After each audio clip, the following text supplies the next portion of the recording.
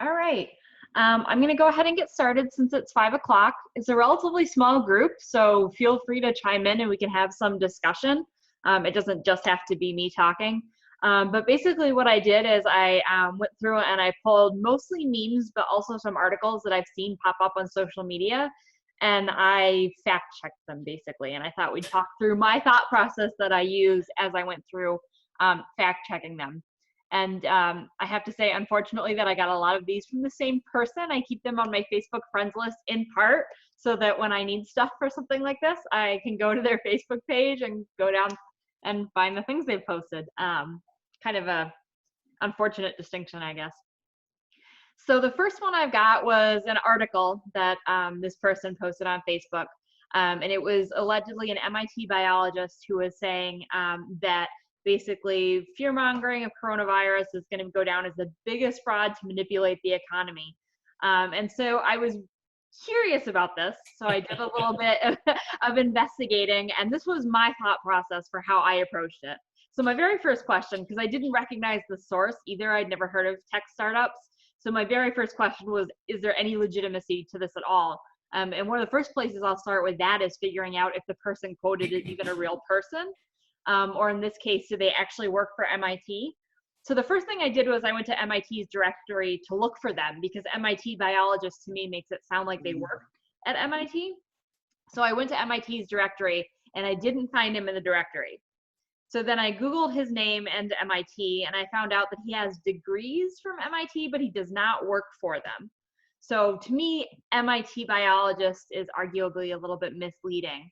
And then my second question was, does he actually have expertise in this area? So he does have some degrees, but are they in something that's relevant to the topic he's talking about?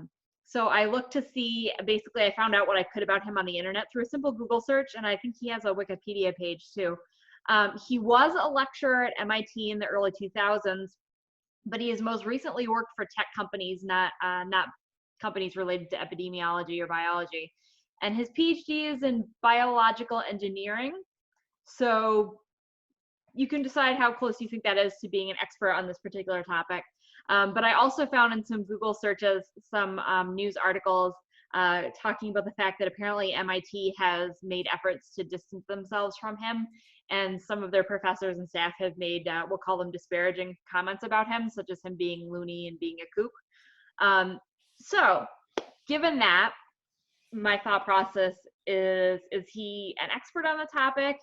And even if he has the appropriate degrees and expertise, is he reliable, right? Somebody can have a PhD and still be kind of off on their own. So I wanted to look into his reputation and his background and decide for myself what I thought of his reputation. And I won't tell you what my conclusion was, but this was the thought process. This was the thought process that I walked through when I wanted to investigate this one, when I saw it on social media. And looks like we mostly have faculty and staff here, but usually what I point out, at least to undergrads, is if you just look at the headline here, especially the fact that they're quoting an MIT biologist, it sounds really good and it sounds reliable and persuasive. So it takes a little bit of digging, and it didn't take much digging. This took me less than 10 minutes probably to dig up this information, because his name was fairly prominent. So it doesn't take a lot of effort, but unless you put in that effort, you might read more into this headline than it really warrants. Okay, second one, this one was more recent. This was a meme that was going around Facebook that had pictures of Biden and Harris, and basically said, they're not wearing any masks, they're not social distancing, are you awake yet? Which anytime I see something about are you awake yet or are you paying attention, that's a little bit of a red flag for me in and of itself. But I was curious as to what the validity of this was. So the first thing that I did actually was, the very first thing was Facebook, I will say, actually flagged this for me as something that raises quality concerns. So by clicking on that, I was able to find a checkyourfact.com analysis of it, which was actually pretty good. They went through a lot of the things I probably would have thought about doing. But one of the first things I would do with this, if I stumbled across it and I was curious, is I would do a reverse Google image search. You can either put in a URL or upload an image to Google Images and do a reverse search and see either the origins of the image or find out where else it has been posted. And sometimes that in and of itself is enough to show you that something's either not what it's being portrayed as, or has appeared in a lot of sketchy places. And in this case, these are real images that, as far as I know, have not been altered. But the underlying issue is that they are images from a rally back in March, which was before the CDC advised masks. So if you're going to take this as a way to kind of call out and claim hypocrisy on the part of the Democrats, or to raise questions about the coronavirus epidemic, it's a little misleading to use an image from a rally in March when the epidemic was just getting started, and or at least just becoming an epidemic, and when masks were not being suggested by the CDC. So, again, I won't give you what, my feelings per se, but the thing I would ask, at least ask undergrads, would be, is this correct? And if it's not wrong, is it misleading? Something can be not technically wrong, but be misleading or manipulative. And I would suggest, on this front, maybe that might be something to think about in this context. And I did, again, a Google reverse image search as part of how I would go about debunking or fact checking this one.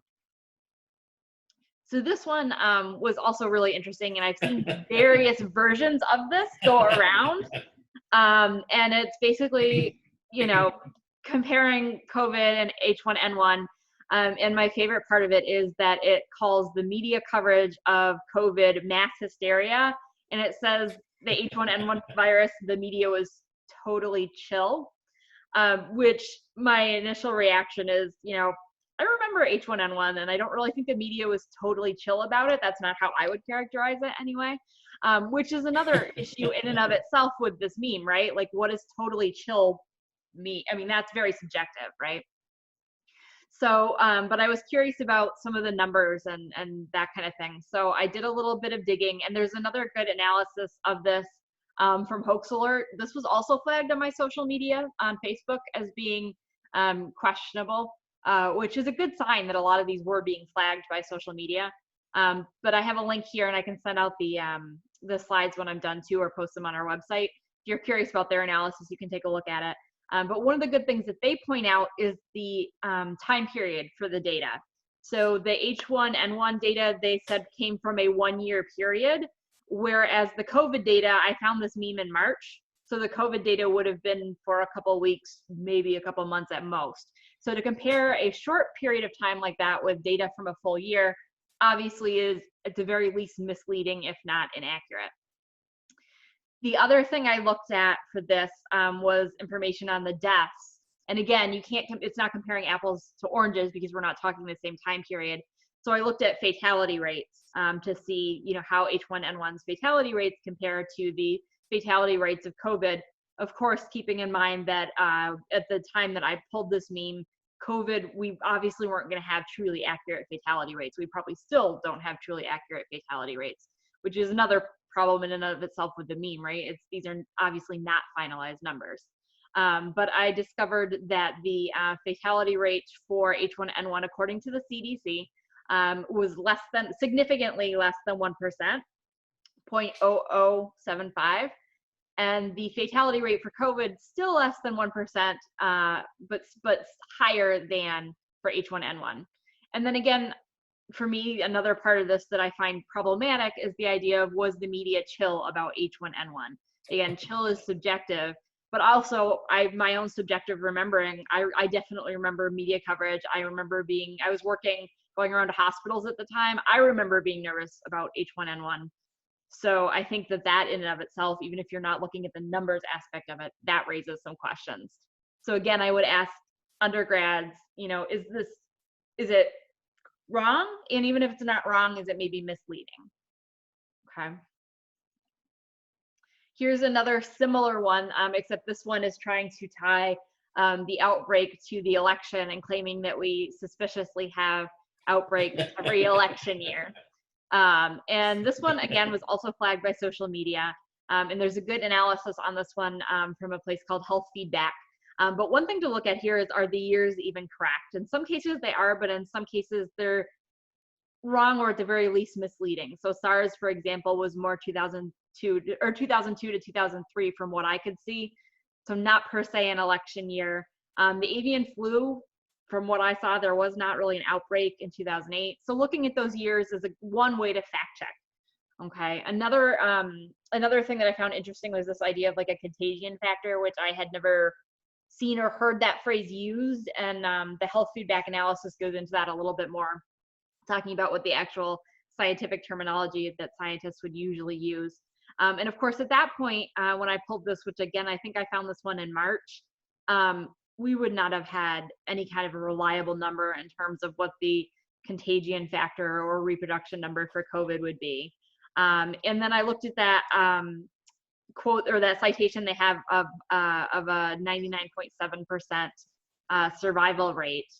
At the time when I found this meme, CDC was estimating anywhere from 0.25% to 3% fatality rate, which again, of course, some of these numbers, especially when I found this, were a little bit subjective. I looked up the rate yesterday or today, and it's more like 0.02%. But even still, it raises some question as to the validity of their 99.7% statistic, and the fact that they don't tell you where they got that statistic would in and of itself be concerning for me. So again, it's probably hard to say whether this meme is accurate or inaccurate, but again, is it misleading?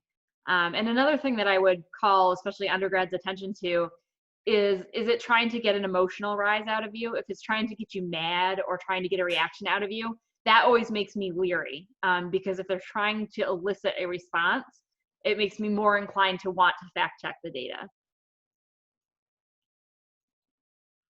So this is another one I've seen go around a lot, at least recently, that claims that lung infections and loss of consciousness due to restricted airflow and staphylococcus infections from masks. My first gut reaction is to think about how many people professionally, dentists, doctors, et cetera, wear masks every day. And I mean, if anybody's going to know that there are potential problems from wearing masks, it's probably them. But I was also curious about, how I could explicitly debunk or explicitly fact check this. And again, I did a Google reverse images search. And the one image of this young lady here, originally, from what I could tell, came from this, which is a collage of doctors and nurses showing the bruises or the marks on their face from wearing masks all day. Which, taking that image and using it out of context, especially given the original correct context, is obviously questionable. But I also found an AP story that talked a little bit about what some of these images are, from an expert that looked at them.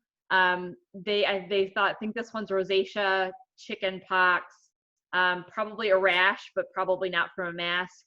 And the AP article says that the experts they talked to said rarely seen an increase in infection from wearing masks, although it is possible if you have a break in the skin. So if you have an existing wound of some sort, theoretically you might be able to get an infection that way, but it's rare. And then again, I would ask, is this playing on my emotions? What reaction am I supposed to have when I see this? That always raises a red flag for me if it's trying to manipulate my reaction or my emotions in some way. My other honest thought when I first saw this was also another big question I would have about accuracy, is what kind of hygiene are they engaging in? Are they, even if these are pictures of somebody who who got a reaction from wearing a mask, were they engaging in proper hygiene? Are they washing their their masks? Are they taking proper care of things? So again, in this case, I think we can probably say maybe wrong, given that some of the images at least are used out of context. It sounds like the claim is probably wrong, but at the very least probably misleading, even if not outright inaccurate. And I've seen this one go around on Facebook a lot, unfortunately. So here's another one I saw recently, trying to make hay out of a comparison between the alleged media attention to COVID and the alleged media attention to child sex trafficking following the arrest and the Epstein scandal.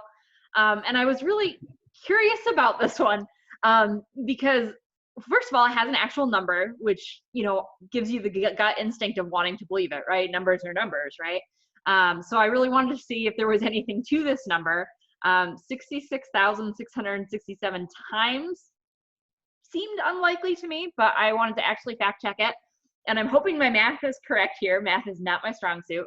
But basically what I did was I went in and I pulled I found hospitalization rates for minors for COVID from the CDC. I didn't find fatality rates, but I figured hospitalizations would at least be a starting point. So I pulled the hospitalization rate per 100,000, turned that into a percent, figured out what that percent times that 66,667 would be. I came out with 5.3%. Then I found some statistics for UNICEF in terms of how many child victims there are of trafficking. Turn that into a percent so we could compare apples to apples. And ultimately what I came up with is that the math here, the 66,667, is not accurate. My question then would be, even if it was true, even if my math is wrong and it turns out that number is right, does it mean we shouldn't worry about COVID? It seems like a false equivalency, right? This idea that, just because child sex trafficking is a problem doesn't mean COVID is not a problem. Both of these things can be problems together. So that critical thinking aspect of looking at this and thinking about, even if I buy the underlying premise, what's the conclusion? What's the takeaway? What's the point? And I think sometimes that gets lost. That's one of my, concerns with these things, is that often that complexity and that level of thought just gets lost. It gets oversimplified into a soundbite, basically, and it makes these things too easy to just kind of take at a glance and not really think critically about. Along the same lines with the COVID versus sex trafficking, which I have seen this comparison or this this dichotomy a lot for some reason. And I've seen a lot of things along this line, the idea that the media is so focused on COVID and so focused on making us wear a mask, and it's totally ignoring the Epstein pedophilia issue. And I have two examples here that I pulled. And I especially liked this bottom one where it says they're ignoring the largest pedophilia ring ever known. I thought that was a good place to start. So my first question looking at that is, well, first of all, was Epstein the largest pedophilia ring ever known? So I just did some digging, and I found that he has, it depends on the accounts that you look at, but I definitely saw several that mentioned dozens of victims. The highest number I saw was up to 100 victims. So then I looked at sex trafficking data, estimated 1 million kids worldwide. And then I found a specific article from NBC that reported an arrest of 184 people from a pedophilia ring of up to 70,000 members with 230 victims in 30 countries. This leads me to think that the characterization of the Epstein arrest as the largest pedophilia ring is probably inaccurate and certainly misleading or missing a lot of information. And then the second piece of this for me is it fair to say that the media ignored the Epstein issue? So the first thing that I would do in that situation, if I want to check that, is I would just look and see what's out there. I would do a Google News search, see how many stories from mainstream media I can find on the issue, but also going directly to mainstream media outlets. So go to New York Times and type in Epstein's name, and you're going to find, I put in his name, and I limited the date range to January 2020 to now. I found 493 results. So again, is it accurate or fair to say that the media ignored this issue? And then again, we have a false dichotomy issue that we talked about on the last slide. Is it fair to say that just because this is a problem doesn't also mean COVID is a problem? So this one I found interesting because I think the original diagram was kind of intended as a joke, and then certainly once you add this bit to it at the top, it's intended as a joke. However, I find it a little problematic for a few reasons. One, it looks like this logo that they used is a ripoff of an actual agency logo.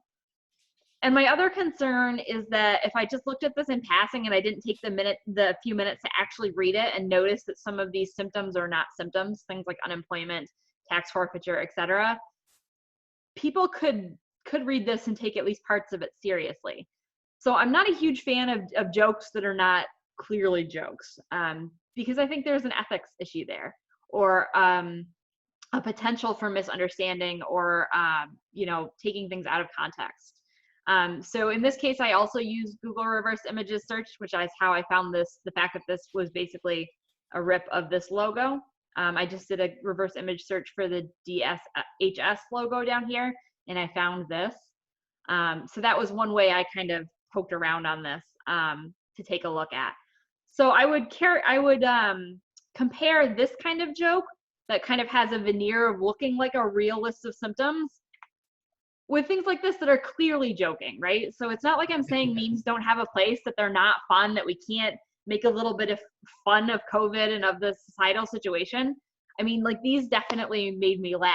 So I think it's again, it's an issue of like, what's an ethical joke versus what's a joke that might mislead, right? Or what that might raise some ethics questions. So again, there's a place for memes, there's a use for them, I think. But I'm personally not a huge fan of the kind of thing that could be misread or misused. So the other thing, it should have popped up the meme and then put this over top of it. But it is, actually, I could probably grab my PowerPoint slides so we can see what the meme looks like. Let's see. So the original meme said COVID numbers are on the rise, and it says, no, they're not. We definitely need a vaccine. No, we don't. Back and forth. So, I mean, this one, there's a little bit of complexity here. There's a few claims, first of all. So I wonder, looking at this, first of all, is it true that the numbers are not rising? So I looked again at the CDC, and it's true that the numbers are not currently as high as they were in July in the US as a whole, but it is increasing in some states, and that's part of what this is showing here. Is showing the numbers in specific states, and if you can read this, it actually shows some specific places where it is increasing. So again, arguably, at least arguably, a little bit misleading. Maybe it's not rising overall in the US according to the CDC data I found, but that doesn't mean it's not rising anywhere and there's no cause for concern. Okay. The other thing that troubles me about this one is, again, the oversimplification. So whether or not we need a vaccine is a really complicated issue, right? There's so many ways you could define need. There's so many ways you could, come at this question. And there's so many nuances to this that I think simplifying it down to a meme just doesn't work and has the potential to be misleading. I also like this one, which has a picture of a vaccine bottle and says, just in case you're wondering how much the media controls people, America has been vaccinating cattle for coronavirus for years, but the news tells you it's new and it's going to kill you, so go buy a mask. So I found a good analysis of this one by Reuters, but basically the upshot is that this vaccine is not, first of all, not intended for human use. There are definitely differences between human and animal vaccines. There are vaccines that are available for my dog that, to my knowledge, I can't get, right? Same idea here. But also there are multiple strains of coronavirus, and not all the coronaviruses are new, right? SARS is a coronavirus. So while coronavirus in general is not new, this particular strain is new. So again, even if this is now not outright inaccurate, it's at the very least misleading. It doesn't take into account the fact that we have multiple strains, okay? So this one, is, again, kind of tongue-in-cheek and potentially meant as a joke. But I saw this go around a lot a few months ago, this idea that Corona beer changed their name to avoid association with the coronavirus, or did various things to avoid this association. This one was super easy to debunk. All I had to do was do a Google search. It took me 2 seconds. And again, maybe it's meant as a joke, and it's certainly tongue-in-cheek, and arguably it's not harming anything. But often it's really easy to debunk these things when people share them without thinking.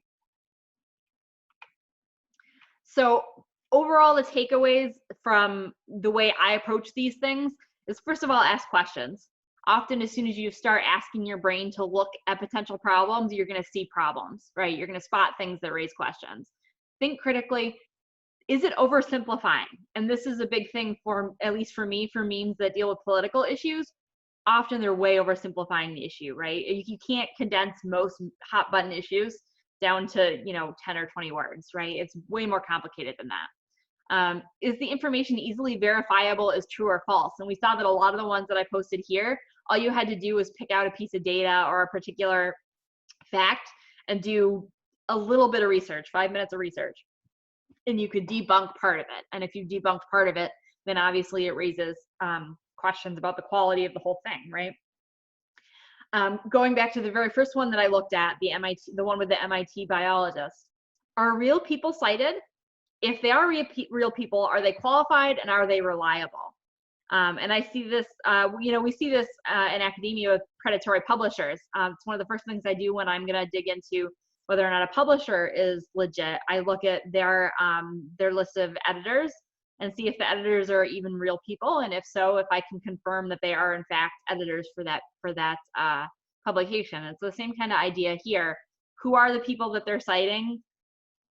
Do I trust them? Do I trust what they're saying and think that they have real expertise on the topic? Where did the image come from? That's a huge one. And Google reverse image search makes it super, super easy to double check that. So I do that a lot. I just grab a picture from a meme or from an alleged story, plug it into Google reverse image search and see where it came from originally, if I can tell that, but also where else it's cropping up. If I see it in a lot of other things that are clearly incorrect, it makes me a little bit leery about trusting it in the context where I'm looking at it now. And then, is it appropriate to compare two sets of data? So that the ones that we looked at that compared H1N1 to COVID, again, one was for a couple of weeks or a month or 2 months. Another one was data for an entire year. So just looking at those raw numbers is not really fair and accurate, right? And then, is it misleading? So even if it's not technically wrong, is it misleading? Is it giving an inaccurate picture? Is it not giving me the whole picture? Sometimes even if it's not per se misleading, it's not giving me the whole picture. There's more to the story that I need to know to make a real conclusion, right? So those are the things that I personally always look for and that pop into my head when I see something on Facebook. And part of it is a habit of mind, a state of mind. It's so ingrained, at least for me at this point, that as soon as I see something, whether I initially agree with it or not, my brain starts to ask these questions. And it's that habit that I think is the most important part of looking out for this misinformation or disinformation and making sure you're not falling victim to it. And more importantly, that you're not sharing it. And I think that's another piece that we all have a little bit of a responsibility to be aware of what we're sharing, and that, other people might take it and run with it. And that if you're sharing information without knowing if it's reliable, that contributes to the problem. Here's my contact information. So if anybody has follow-up questions or wants to direct students or anybody else to me for questions or has other memes that I can pick apart, I had fun getting ready for this presentation. If you see something, feel free to send it to me and we can see what we can find out. And then I thought I would wrap up with this meme that may or may not be accurate or useful. But I'm also open for questions if somebody, or comments, if you guys have your own ways you debunk stuff or your own way you investigate, I am happy to hear and share that. Yeah, Lisa, I'll just tell you my view. What I was hoping to know is, how do I find out what the real story is on this stuff? And so when I say, like, I'm not talking about, like, so you talk about social media, Facebook. Yeah. My approach is, if I see it in social media, I don't believe it, period. Yeah. but even if I go to, like, authoritative places, even like the New York Times or CNN or, some of these more reputable places. Yep. Even like the CDC, I'll find out that if I look there, they're so concerned about saying anything that's wrong that they almost use vague language and almost don't say anything. Yeah. And then even if somebody's authoritative, like say, Anthony Fauci, right? He's authoritative, but he'll say things like, oh yeah, mask protect, wear masks. And then, but like you look in more details, like, well, wearing masks helps, but it really more like changes the probabilities because some stuff still gets around the mask because our faces aren't perfectly fitted to a mask. And then you'll hear stay 6 feet away. Okay, that'll keep you safe. And then you hear about like aerosol particles really can linger longer in the air. Mm-hmm. And I just like to know, is there some place where I can find out what's really going on? I mean, Mary might have thoughts on this too, since she's our health sciences person. But I mean, the first place I usually go is the CDC. And I do think part of the challenge here is the fact that because it is still an ongoing thing, and because it is a new strain of the virus,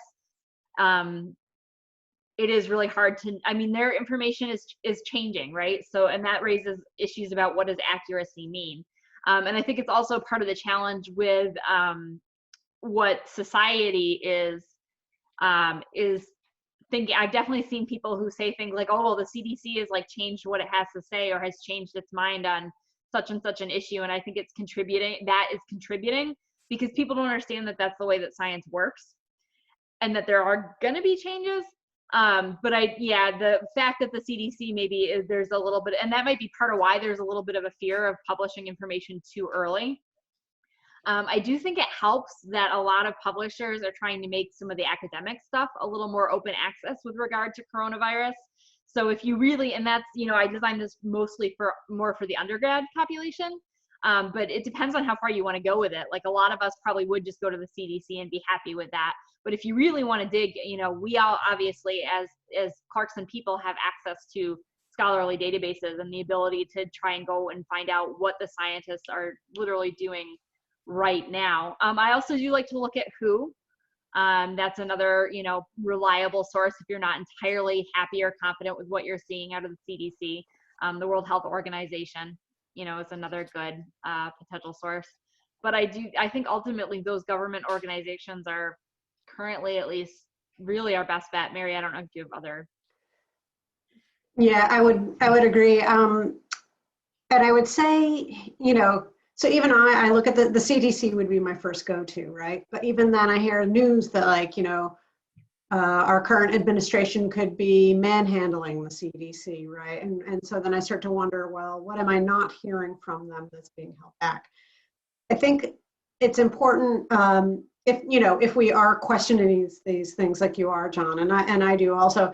I think triangulating is a way to do it. So take a number of authoritative sources. I mean, you can tell what these are. I've listed the hyperlink in the chat to an extensive coronavirus guide that we as librarians put together, and there's information and data and statistics all the way from like very local to international, the WHO and things like that. But triangulate, look at more than one source and see if you can verify any one thing. This one's hard because the science is moving really swiftly on the research, and it has been very hard to keep up and really understand. And I think we can only talk in probabilities, right? Unfortunately. And I think going along with that, looking at multiple sources, again, it depends on how far you want to go with this. But in some cases, you can find more local data. So looking at county by county data, and does that add up to what New York State data says? And how much can you confirm by looking at some of that more granular information, which again goes back to how much time and effort you want to put into this. I mean, many of us might not be willing to fact check it to that extent, but if you want to, a lot of that is out there, although again, a lot of it's provisional too. Yeah, like I'm just looking so one of those pamphlets, I just clicked on the link, and one of the pamphlets, it has, how can I protect myself?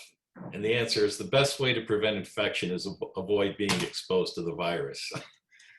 That doesn't help. And again, like when I looked at earlier, like some CDC, it seems like it's high level. It's almost like for people that want to spend 5 minutes, maybe 10 minutes looking at something. Mm-hmm. And I don't want to spend days researching it either.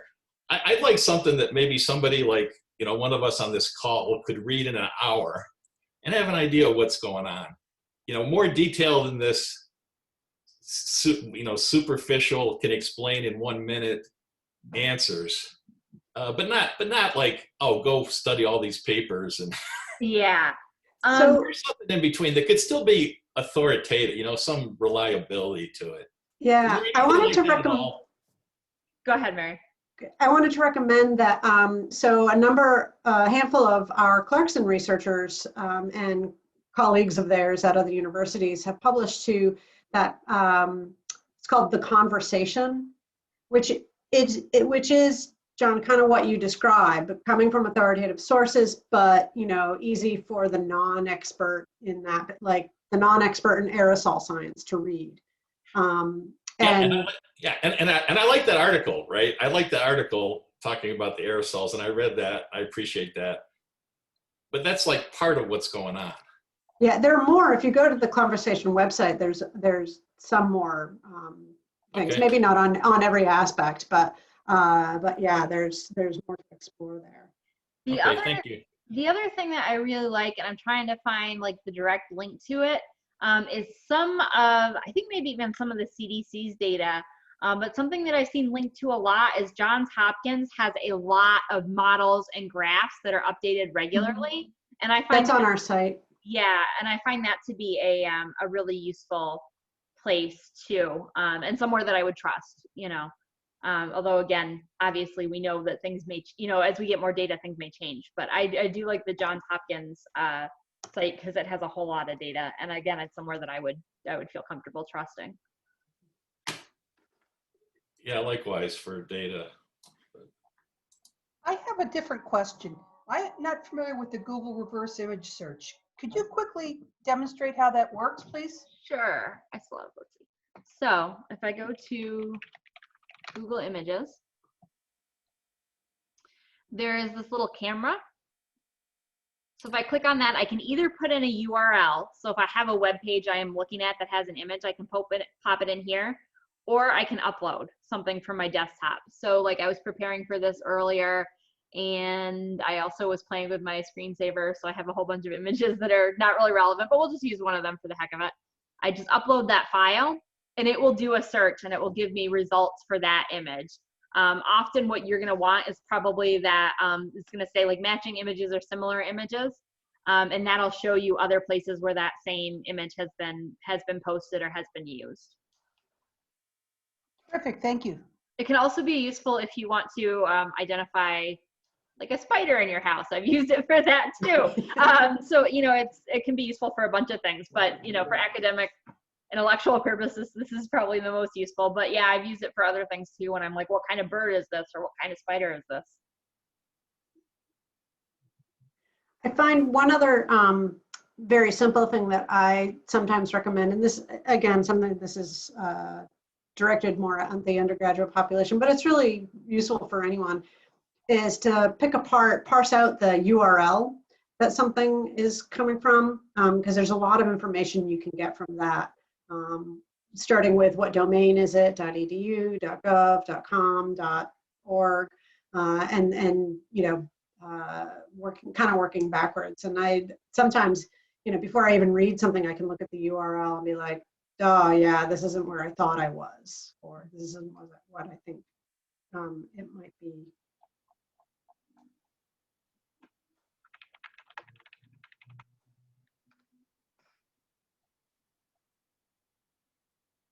Other questions or thoughts?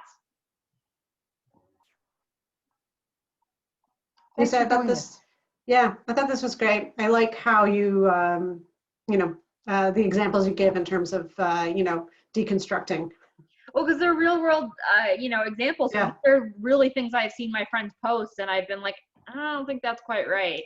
And you know, this is my thought process. If I feel like putting in the effort to actually check it or to debunk it, this is how I do it. Yeah, no, it's good. It's good. Thank you. All right. Thanks so much. Yep. Bye.